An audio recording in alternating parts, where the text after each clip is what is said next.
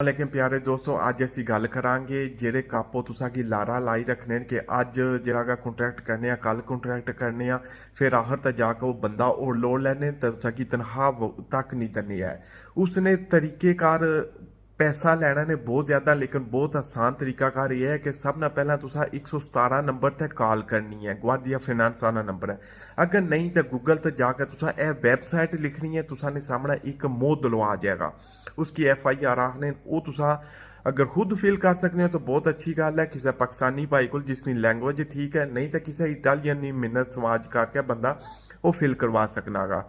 वो तुसा जाके ईमेल जरिए भी सेंड कर सकते हो नहीं तो तुसा खुद जाकर दफ्तर विच वो तुसा दे देनी है।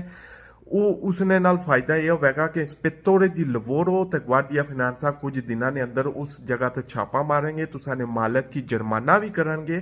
फिर बकायदा तुसा ने मालक जितनी तनख्वाहां उस रोकियां सी वो भी देगा। तुसा ने TRF और जितनी कंट्रीब्यूटी बननी है वो भी पे करेगा।